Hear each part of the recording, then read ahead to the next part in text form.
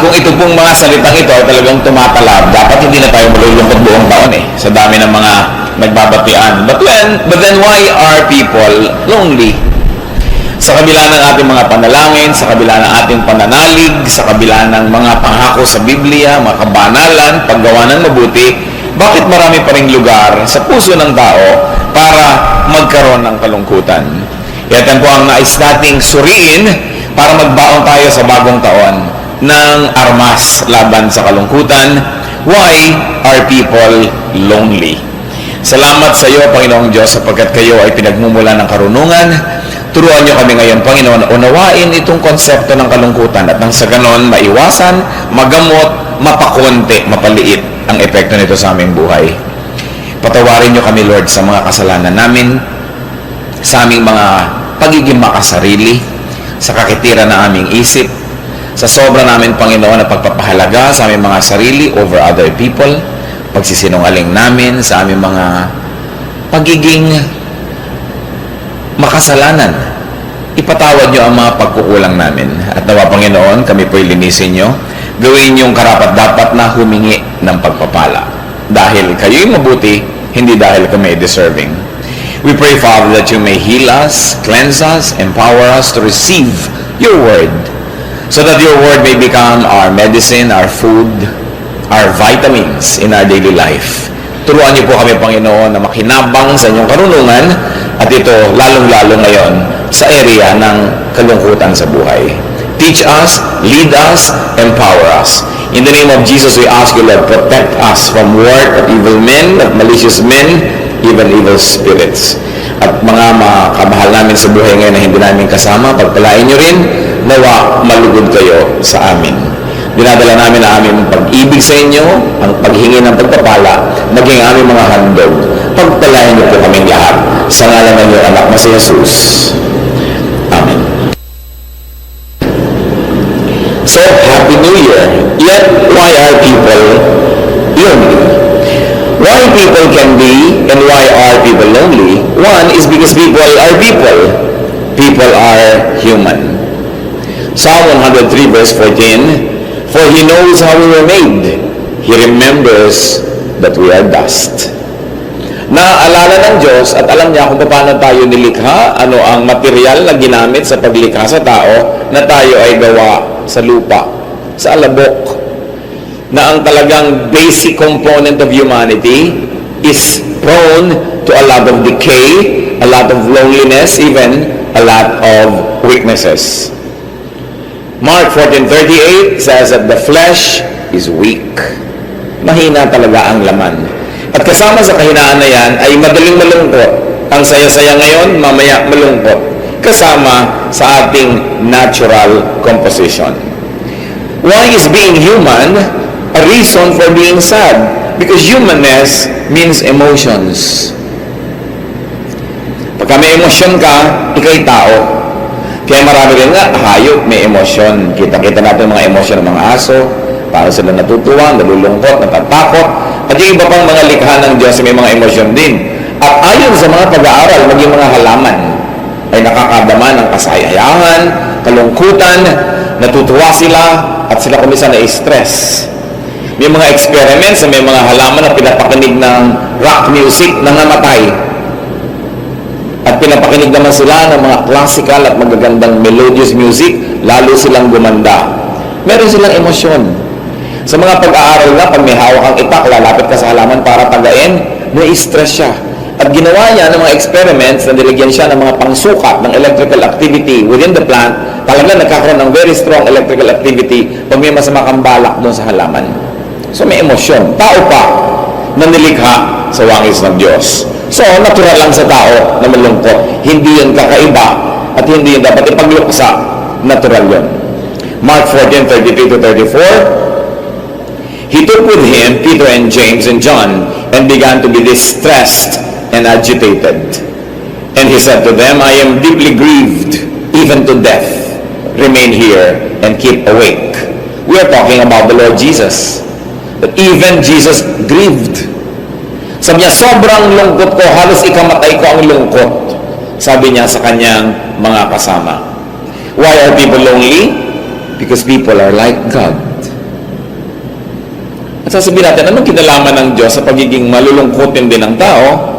Genesis 1:27, so God created humankind in His image. At sa Genesis 6:6, and the Lord was sorry that He had made humankind on the earth, and it grieved Him to His heart. Ikinalungkot ng Diyos na nilikha niya tayo. Kakalungkot naman talaga ang mga tao, di ba? Kung minsan magulang ka, malulungkot ka dahil ganitong nangyari sa iyong anak. Sabi ng ibang magulang, buti pa, hindi ko na lang ipinanganak ito, naging ganito pala. Ikinakalungkot mo kung minsan ang kinakalabasan ng iyong napangasawa na nung simula in love ka, tapos ngayon gusto mo na siyang lasunin. Ikinakalungkot mo ang nangyari kung minsan sa boyfriend mo, girlfriend mo, ang ganda-ganda ng simula ninyo, kulay rosas ang pag-ibig. Yun pala, yun ang magiging dahilan ng sobrang mong kalungkutan. So ang Diyos nalungkot din na nilikha niya yung tao. Kung siya nga nalungkot sa nilikha niya, tayo pa kaya ang hindi malungkot sa mga pinaglililikha natin sa buhay natin, sa mga pinapasok natin mga kontrata, mga pinapasok natin commitments, mga binibitawan natin mga pangako, nagkakalungkot-lungkot din tayo. Tulad ng Diyos. Because God is capable of loneliness. At kung si Jesus malulungkot, ang Diyos Ama sa langit malulungkot, sobra ka namang ma-exempt dyan na hindi ka malungkot. Why are people lonely? Because people have needs. People have requirements to be happy. Hindi ka naman laging masaya eh. Masaya ka kung nakatanggap ka ng text mula sa mahal mo sa buhay, malungkot ka pag wala. Masaya ka pag meron kang pera, malungkot ka pag wala. Hindi lagi. Pero nakakalungkot din yung walang pera. Huwag niyong i-deny na napakalakas magpasarap ng buhay ng pera. Diba? Ang saya, ang lakas magpasaya niyan. Sabi nga ni Solomon, money is the answer to everything. Sabi ni Solomon. Of course, it's an exaggeration because that's poetry. People need things. May kailangan tayo. May kailangan ka ng minimum amount of money, minimum number of this and that, para ka sumaya. Kailangan ng tao ng ganyang mga bagay. Kaya nung ina-address ni Jesus ang mga kalungkutan ng tao at pag-aalala, Matthew 6:31, therefore do not worry, saying, what will we eat? Or what will we drink? Or what will we wear? Natural sa tao, iniisip niya yun. Wala akong damit, wala akong makain, wala akong mainom, wala akong ganito, wala akong ganyan.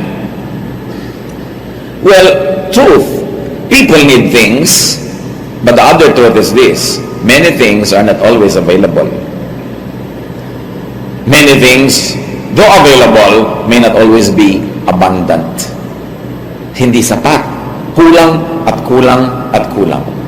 At dahil sa laki ng isip ng tao, sa laki ng puso ng tao, at sa laki ng maaabot at mararating ng kanyang kaalaman, ng kanyang consciousness, madalas kulang lahat. Ang laki-laki ng puso natin, kulang ang pag-ibig na ibinibigay ng mga taong inaasahan nating iibig sa atin. Kahit gano'ng kalaki ibigay niyan, kulang pa rin. Kasi ang laki ng puso mo nilikha ka na wangis ng Diyos. Pag inunawa natin, mga kapatid, ang ibig sabihin nilikha ka wangis ng Diyos, ang Diyos ay walang hanggan eh. Kaya kung minsan, pati mga pangangailangan natin kagustuhan, walang hanggan. And we always equate it with being bad. Kasi natin, wala ng contentment ang tao. No? But that can reflect also the greatness of God. That God is not always discontented with anything. Matapos nga niyang likhain ng tao, sinabi niya, ay, it's not good that man should be alone. Hindi rin siya makontento sa ginawa niya. Dadagdagan niya. Dadagdagan niya. Tapos nung dumami, nalungkot siya, nalikha niya pakarami-raming tao. No? May emosyon siya tulad natin. Kaya tayo yung hindi kontentong ganito lang, hindi kontentong ganyan. Because we were wired, we were created to be great, to do great things, to reach out to the stars. No? Kaya pag tinitingnan ko ang mga tao, ang galing ng tao. Akala siya mga building, instruments, microscope, salamin, magawa siya, nagla-laser siya ng mata, naglalagay siya ng contact lens, gumagawa siya ng mga aeroplano na lumilipad, mga barkong lumulutang. Bakit? Ang mga butikiba nakakagawa niyan. Diba? Ang galing ng tao. Bakit? Kasi likha tayo ng Diyos. At yung galing na yan ng tao, nagiging dahilan din para sa lumungkot. Parang si Alexander the Great. Tinawag na great dahil napakarami niyang nasakop ng mga lupain. At nung narating na niya ang hangganan ng kanyang pwedeng marating, siya yung nagngangal-ngal. Umiyak siya, bumuha. at tinanong siya ng mga general, bakit nalulungkot after having conquered so much? Sabi niya, wala na kasing natirang pwedeng i-conquer. Kinalungkot niya yun. Ganun tayo. Unawain niyo yun, huwag niyong laging masamain na ang tao laging gustong lumaki kasi nilikha tayo sa wangis ng Diyos. Sumasama lang kung sa paglaki mo, pinuputol mo na yung iba. Sa pagpapalaki mo ng iyong espasyo, inaagawan mo na yung iba, kaya nagkakaroon ng bad effect.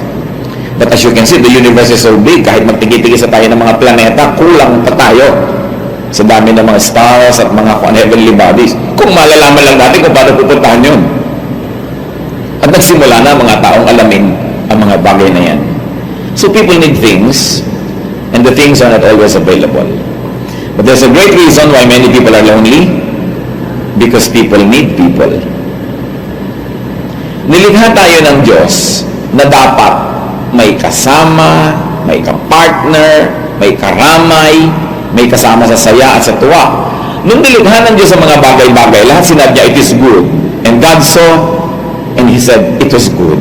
And God saw the light and said, it is good. And the first, it is not good in the Bible, was when God said, in Genesis 2:18, then the Lord God said, it is not good that the man should be alone. I will make him a helper as his partner. Yan ang kauna-unahang it is not good. So ayaw ng Diyos, nag-iisa tao. At kanyang ginawang conclusion, hindi tama. So ang tao ngayon, created by God, needing other people. At dyan galing lahat ng problema. Because the people you need don't always need you. The people you want don't always want you. Hindi magtapat-tapat, gusto ko si A gusto niya si B gusto niya si C. Kaya at the end of the day, zero lahat ng tao kasi bihibihira nagkakatagpo. Kaya mga kapatid, pag nakakita po kayo ng dalawang tao na nagkagustuhan na sila, masaya sila together, huwag nyo nang guluhin. Because there are two less lonely people in the world. No?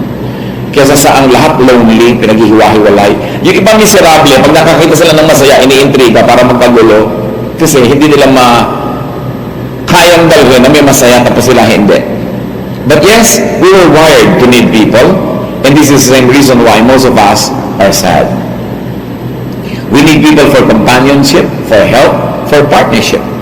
And the people you need can be far. Yes, they need you also. Pero nagtatrabaho sila halimbawa sa Tanganyika, Africa. Ang layo. Spelling pa lang, ang layo na. Diba? O kaya, they are unavailable. Or, they are uncaring. Or, they are sick. Or, they are dead. Oo nga, mahal na mahal ka pero namatay. Ano gagawin mo? Hirap nun. Sa maraming loneliness ng tao, dahil sa pangangailangan natin sa kapwa, na dahil ayaw nila sa atin o gusto man pero pinipigil sila ng maraming mga hadlang, hindi pa rin tayo magkasama. The OFW phenomenon, 12 million Filipinos separated from their families. Isipin mo kung 12 million na nasa abroad, bawat anak nun, tigit-tigis ang anak na lang yun, another 12 million yun na nangungulila.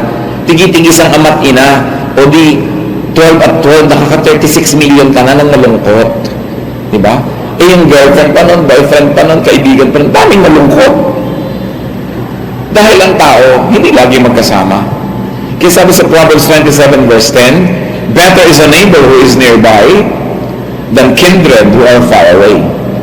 Mabuti na daw, yung kapitbahay na lang dyan, pero malapit naman ang loob nyo, pwede kayong magdamayan, kaysa kamag-anak mo, kapatid mong buong buo, ang layo naman, baliwala rin. So, dapat pinapahalagahan ng tao kung sino ang available. Oo nga, mahal na mahal mo, kayo talaga yung magkapatid, kayo yung magmagulang, ang layo niya, pahalagahan mo yung neighbor mo dyan, na nakikisama at nakikitungo rin sa'yo. Kasi pag bigla ka dyan ng isay, hindi ka naman kayang damputin mula sa kalsada nung kapatid mo na ang layo. Ito pa rin kapitbahay mong malapit ang tutulong sa'yo. Sabi ni Percy Bysshe Shelley, we look before and after and pine for what is not. Our sincerest laughter with some pain is fraught. Our sweetest songs are those that tell of saddest thought. Dahil daw ang tao, laging hinahanap yung wala. Hindi niya tuloy na-appreciate yung nandyan kasi lagi siyang nag-iisip doon sa wala naman. So, anong mangyayari? People are disposed to be lonely. Because of our needs. Needs for things that are not always available. Need for people who will not always be there. People are disposed to be lonely. People are designed to experience loneliness. But, brothers and sisters, do not equate and do not explain away loneliness with ungodliness. What do I mean? Huwag niyo sabihin, malungkot ka kasi malayo ka sa Diyos. Malungkot na ngayong tao, binigyan mo pa ng guilt. Malungkot ka kasi makasalanan ka eh. Malungkot ka kasi ungodly ka. No! Because even godly people become lonely. Huwag mo sasabihin, lumapit ka sa Diyos, sasaya ka. Hindi yan laging totoo. At isa yan sa mga kagilagilala sa kasinungalingan ng simbahan. Kasi sa pag maging godly ka, sasaya ka. Hindi yun laging totoo. Yes, magkakaroon ka ng maraming strong avenues that are potential ways for you to become happy. Pero meron din kanyang kakambal na kalungkutan ang maging maka-Diyos. Halimbawa, nalalayo ka sa mga gusto mong kasamang makasalanan. May kalungkutan din kasama yon. Halimbawa, natatanggihan mo tuloy yung mga dati nagpapasaya sa'yo dahil sa tingin mo sa religious point of view mo, hindi yung godly, may kasama rin kalungkutan. At yung mismong paggawa ng kabanalan, may kakambal din kalungkutan. Kaya si Jesus tinawag a man of sorrows. Hindi natin alam, hindi pinaliwanag sa Biblia kung ba't ang kabanalan ay pwede magdala ng lungkot. Pero kung kayo'y maka-Diyos, tapos nakakaramdam kayo ng lungkot, magigilty pa kayo na ba't kung nalulungkot ay maka-Diyos ako, dinadagdagan nyo ang pasanin nyo na hindi naman dapat pasanin. Kasi sa katotohanan, kahit may mga propeta, gusto magpakamatay, gustong mamatay, pati si Jesus, sobrang nalungkot. Namatayan ng kaibigan, nanangis, he wept. Walang exempted dyan. Walang kinalaman ng kabanalan at pagiging makasalanan sa saya at lungkot. Huwag natin silang pagkambalin dahil madadagdag lang ang ating kalituhan. 1 Kings 19:4, si Elijah, one of the greatest man that casts a long shadow in the Old Testament, but he himself went a day's journey into the wilderness and came and sat down under a solitary broom tree. He asked that he might die. Is this enough now, O Lord? Take away my life, for I am no better than my ancestors. Sabi niya sa Diyos, bawian mo na ako ng buhay. Mas mamatamisi ko pang mamatay. Yun ang naging dulot ng sobrang lungkot ng propetang ito. Pero nung nakakain naman, nakatulog, sumaya na uli, ayaw na niya uling mamatay. Kaya kumisan yung mga kagustuhan yung mamatay, kumisan meron tayo may mga suicidal tendencies, kumain lang kayo, no? Magpahinga lang kayo, mamaya gusto niya na namang mabuhay. Pagka gusto niyo mamatay, palitan niyo yung timpla ng buhay niyo, lumabas kayo, magsaya kayo. And usually it's chemical. Kumain kayo, maiiba yan. Kaya dapat, handa kang ibahin yung chemistry ng buhay mo. Si David, gumawa ng napakaraming mga psalms.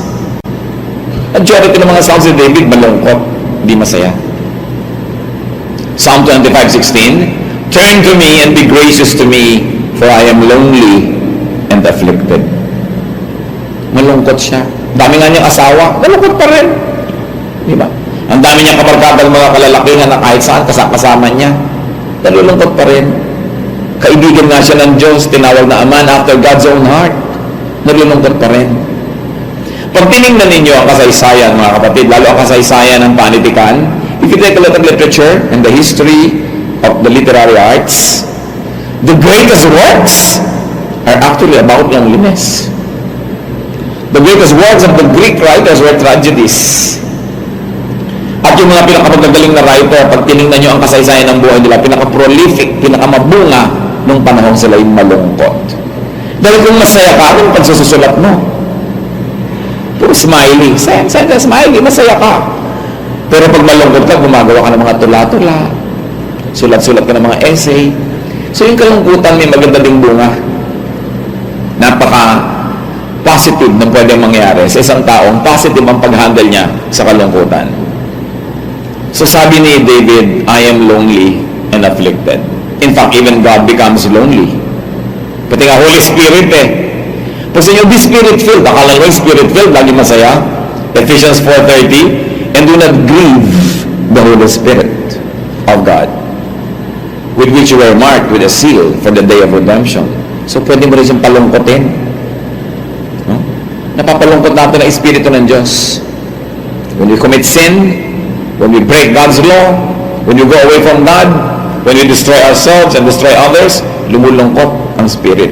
Alam niyo naman, natural sa tao, tendency ng tao to destroy themselves and destroy others and break the law of God. So, laging nalulungkot ang Espiritu ng Diyos. So, alam din niya yan kung ano ibig sabihin ng kalungkutan. Sa katunayan, sa ating mga lungkot, nagkakaroon tayo ng mataas na level of fellowship with God who knows the deep meaning of sadness. So do not needlessly burden others and yourself with guilt and with issues when lonely.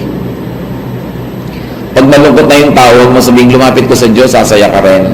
Kasi parang mo siyang ginajudge na kaya siya malungkot, malayo siya sa Diyos. Sabihin, alam mo, ayusin mo yung buhay mo, sasaya ka. Kasi malungkot na nga siya, ang bigat na ng daladala niya, uusikin mo pa, di lalo mong pinabigat. Ang ministry natin sa nalulungkot, pagaanin, pasayahin, bukas na ang sermon, bukas na ang moral lesson, pero hanguin mo muna siya doon sa bigat, sa hirap na kanyang kinakasadlakan. Huwag nating pahirapan ang ating mga sarili at ang ating kapwa na sa panahon ng lungkot, dadagdagan mo pa at bubuntanan mo pa ng paninisi. Dahil may hangganan ang kayang dali ng tao. At pag lumampas siya doon, the person breaks. Let us not break people with heavy burdens, especially when they are lonely. Kaya sabi nitong si Job, hindi ba ang nalulungkot na tao, ang miserableng tao, entitled sa kabaitan ng kanyang mga kaibigan? So huwag na kayo magpakatalino, huwag na kayo mag-preach, huwag na kayo magturo, huwag na kayo mag-analyze. Maging mabait na lang kayo sa akin ngayon kasi nalulungkot ako eh. Huwag mo lang pasukan ng kung ano-anong mga moral lesson muna. Pagalingan mo muna yung sugat ko, patigilin mo muna yung pagdugo ng puso ko, tsaka ka na mag-sermon later. Pero hindi ngayon. Sabi ni Job, a grieving person is entitled to his friend's kindness. So kindness is the only correct reaction to people who are lonely. Maraming mga magulang sisisihin pa. Nakita na yung anak nila naglulungkot-lungkot dahil nilayasan ng boyfriend. Ayan kasi, yan ang pinatulog ko. Hindi ka nakikinig sa akin. Mami, hindi ngayon. Next year. Huwag ngayon. Dahil tatalo na lang ko sa bintana dito, tinutulak mo pa ako ng mga sermon. May panahon, may oras yan. Now, how do we face loneliness? Paano nga makaharapin yung lungkot na yan? Unang-una, accept it as part of life. Bahagi yan ng buhay. At ang buhay na maka-Diyos o hindi maka-Diyos, bahagi yan. Buhay na mayaman o mahirap, bahagi yan. Lalaki o babae, bahagi yan. Tagumpay ka o bigo, bahagi yan. Sa palagay niyo ba, hindi nalulungkot ang mga matagumpay? Nandyan talaga yan. It cannot be explained away. Accept it. It's there. Ecclesiastes 3, 1 and 4. For everything there is a season and a time for every matter under heaven. A time to weep and a time to laugh. A time to mourn and a time to dance. Sabi, panahon lang yan, dumarating. Ano man ang istasyon mo sa buhay, ano man ang kalagayan mo, dadapuan at dadapuan ka ng ibon na ang pangalan ay kalungkutan. Hindi ka exempted. Sino ka man. What do you do then? When you accept it as a part of life, use it as a contrast, as a background, as an enhancer of happiness. Pag sumaya ka tuloy ngayon, appreciated na appreciated mo dahil galing ka sa lungkot. Pero kung lagi ka lang saya, hindi mo na nga na-appreciate yung saya na manhid ka na kasi walang contrast. So meron din siyang pakinabang. How do you face loneliness? Share it. Share it with a willing, a loving, and a concerned person. It is not good for a man to be alone, especially when he is sad. Share it. Ang Christian ministry, isa sa mga definitions ni Jesus, is to share in people's sufferings. Sabi niya, Kristiyano ka? Ang ministry ng Christian, hindi mag-sermon, hindi magpaka-judgmental. Ang ministry ng Christian, makihati sa dalahin ng iba. Matthew 25:36. He equated godliness with that, sharing. I was naked and you gave me clothing. I was sick and you took care of me. I was in prison and you visited me. Nagpapaka-Kristiyano kayo mga kapatid, share in people's loneliness. Share in their suffering, share in the burdens they carry. Yan ang ministry ni Jesus. Proverbs 17:17, a friend loves at all times, and kinsfolk are born to share adversity. Nagtataka kayo, nadadamay ka sa problema ng kapatid nyo, pamangkin nyo, pinsan nyo. Sabi sa Bible, kaya may kamag-anak para magtuwang-tuwang sa mga hirap. Katuwang ka sa hirap nila at katuwang mo sila sa iyong mga hirap. Sumasama lang at pumapangit kung ikaw lang lagi ang tuwang ng tuwang sa kanila tapos ikaw mag-isang nagdadala. Lagi naman ganun pag na-abuse yung utos ng Diyos, in-apply mo sa advantage mo lang, hindi mo ina-apply sa advantage ng iba, kaya nagkakaroon na imbalance. Pero sabi kaya nga ganyan, anong definition ng friend? Loves at all times. Hindi sinasabing kinukonsenti ka sa lahat ng mali mo, pero kahit mali ka, minamahal ka pa rin. Tulad ng pagmamahal ng Diyos. Lalo asawa, may asawa ka, you love at all time because you should be your spouse's best friend. Hindi lamang pag good times, pati bad times. Hindi lang pag tama siya, pati pag mali siya. Sabi niya, yan ang sagot ng Diyos sa kalungkutan. Na meron ng laging kahati, tama ka man o mali. Pag dinigdib natin, kaya may mga friends and friendships, para may kahati ka sa iyong kalungkutan, yan ang tugon ng Diyos, yan ang gamot, reseta ng Diyos sa kalungkutan. Dapat meron kang kahati. Hindi reseta ng Diyos na ma-exempt ka sa kalungkutan, kasi siya nga rin nalulungkot. Hindi reseta ng Diyos na hindi magkaroon ng kalungkutan sa buhay, dahil talaga magkakaroon. Ang reseta niya, dapat pag dinapuan ka ng lungkot, may ka-share ka. Having someone to share your loneliness can be one of your greatest insurance policies. Yun ang gamot na inihatol ng Diyos dyan. Hindi ka i-exempt, hindi ka itakas. Bigyan ka ng karamay. Have friends, therefore, to share your loneliness with. Have friendships where loneliness can be shared.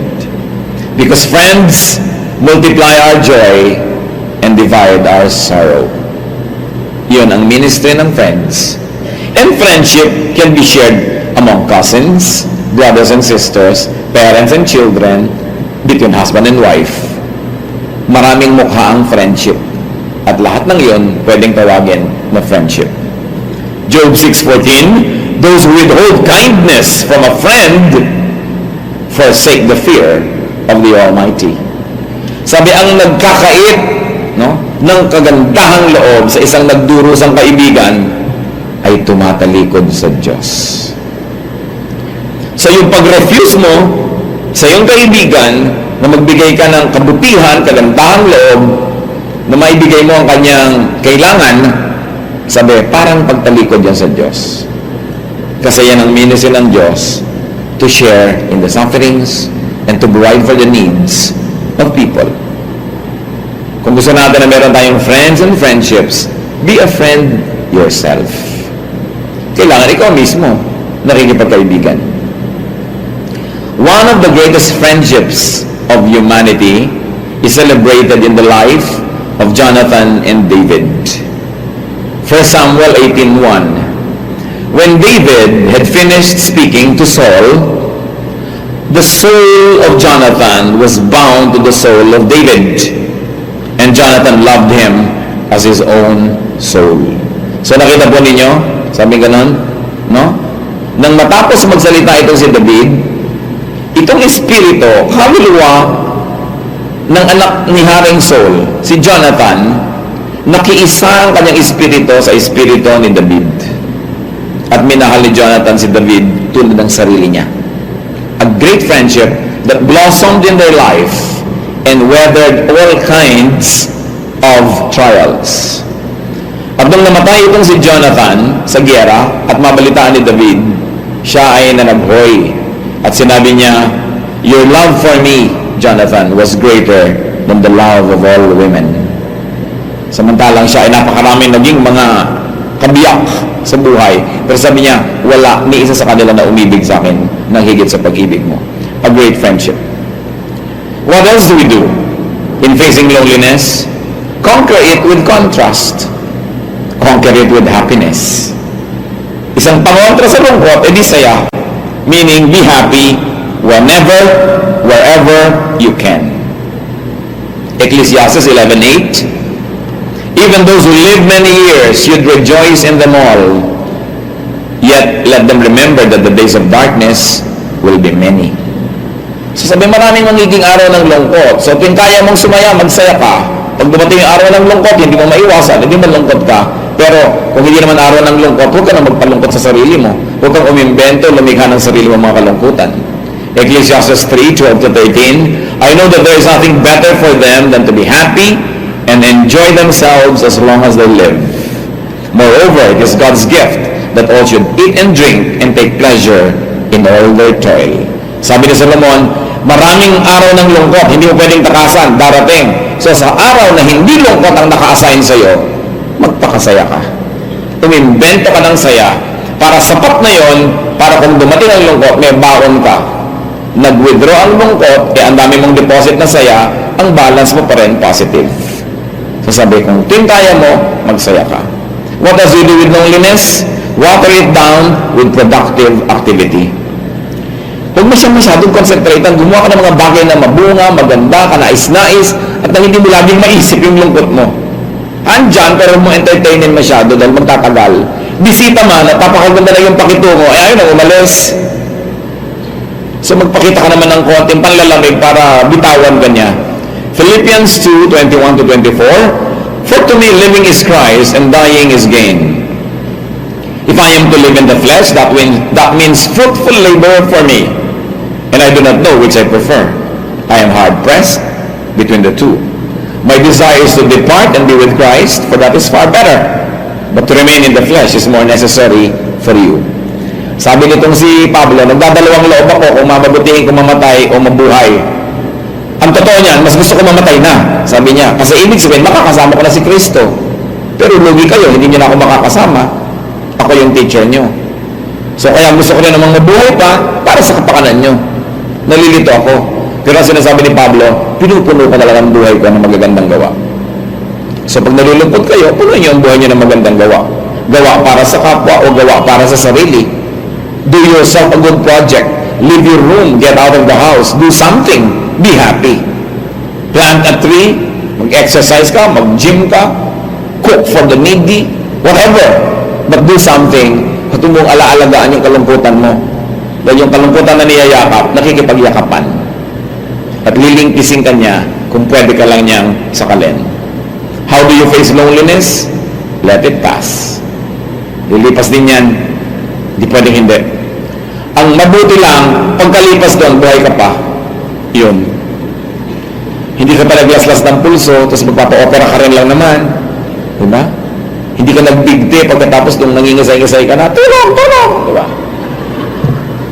Yung sa kalungkutan mo, hindi mo na pinalala yung pwede maging damage. Walang permanente. Lahat lumilipas, kahit lungkot. So, lilipas din yun. Bagyo. Pag bumabagyo na, minsan natatakot ka na, giba na ba yung bahay namin, ayaw mo lumabas. Pero alam mo na, 2-3 araw, mawawala din yan eh. Hindi mo pwedeng nandyan lagi yan. Mas matindi ang lungkot, mas mabilis umalis. Parang ulan. Pag ibinuhos ng lahat, nauubos. Pero pag tikatik, unti-unti ang patak, maghapon umuulan. So, kung sobrang tindi ng lungkot mo, pasalamat ka na rin, dahil mauubos na siya agad. Lilipas, ang mahalaga, survive it. Matthew 6:34, sabi ni Jesus, So do not worry about tomorrow, for tomorrow will bring worries of its own. Today's trouble is enough for today. So itong lungkot mo ngayon, hayaan mo lang siya. Bukas, may ibang araw naman. May iba ang timpla, may iba ang configuration. When you're lonely, avoid collateral damage. Huwag niyo nang palalain. Do not make great decisions when lonely. Baka pagsisihan mo. Kasi iba naman ang timpla ng isip mo pag malungkot ka. Huwag kang gagawa ng pasya. Huwag kang magsasign ng kontrata. Huwag kang magpapasyang umiwas, lumayo sa isang mahal sa buhay, sirain ang kasunduan, magsoli ng singsing pag malungkot ka. Pag saya mo uli, baka akin na uling singsing, kaya naman. Diba? Basta nalulungkot ka lang, huwag kang gagawa ng malaking desisyon. And do not feel emptiness with toxic elements. Hindi ko mo nalulungkot ka, maglalasing ka na, magdadrugs ka na, sasama ka na sa mga walang kwentang tao, ihahampas mo ng sarili mo sa apat na sulok ng Metro Manila. No. Dahil lilipas din yan, ang tiyakin mo lang, paglipas niyan, buo ka pa para magkaroon ka rin ng bagong pasimula. How do you face loneliness? Strive to be happy. Find balance whenever you can. Do not invent and do not create sadness. Do what you can and be happy.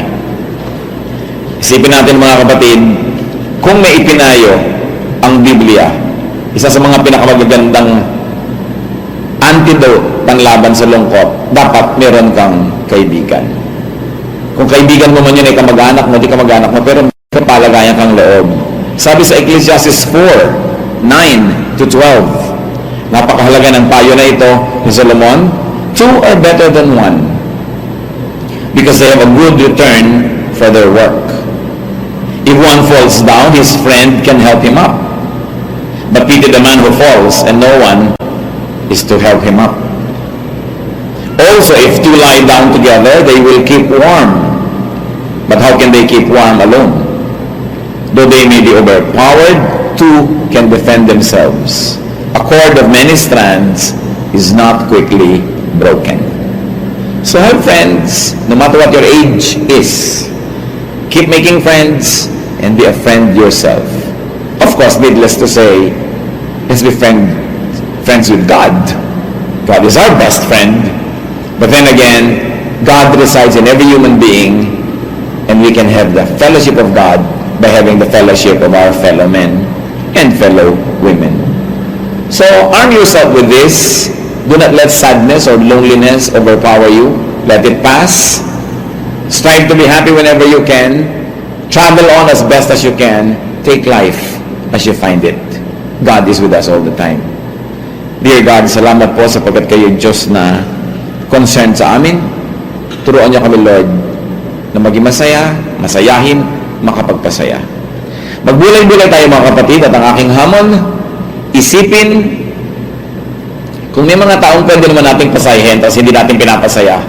It's like pagtalikod sa Diyos. Do what you can, magpasaya. Sa pagpapasaya, sumasaya din tayo. At isipin na lang natin na kung tayo man dinadalaw ng mga kalungkutan sa buhay, ang Diyos man dinadalaw niyan, hindi tayo nag-iisa. Think of how you can make people happier and how you can be a channel of God's ministry of happiness. Let's be alone with God for a while.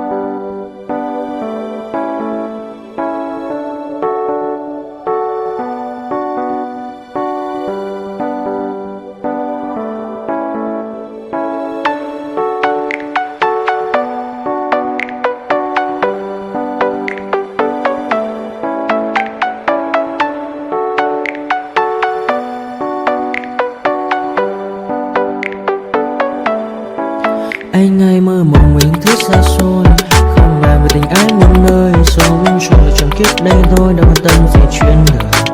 Thế mà lại nằm tương tư, ông tầm bà mũi xa tơ. Đêm nằm trộm nhớ mơ mơ về ai. Thì ra anh yêu rồi, từ ánh mắt nụ cười, từ đôi môi gọi mưa sao xuyên lòng anh.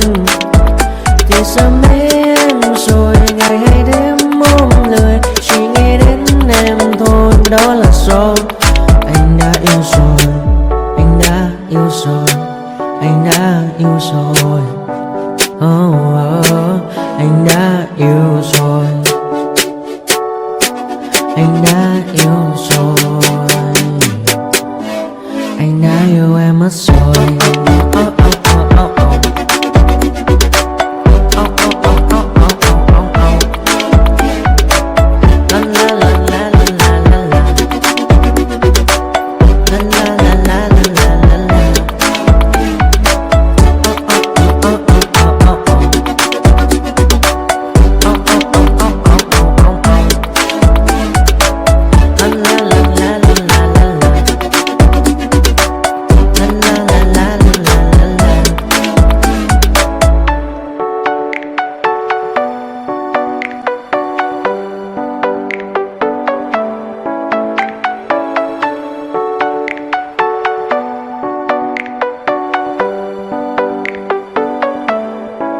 Anh hay mơ mộng mình thứ xa xôi, không bàn về tình ái muôn nơi. Sống cho là trọn kiếp đây thôi, đâu quan tâm gì chuyện đời. Thế mà lại nằm tương tư, ông tầm bà mũi xa tơ. Đêm nằm trộm nhớ mơ mơ về ai. Thì ra anh yêu rồi, từ ánh mắt nụ cười, từ đôi môi gọi mưa sao xuyên lòng anh. Thì ra mê em rồi, ngày hay đêm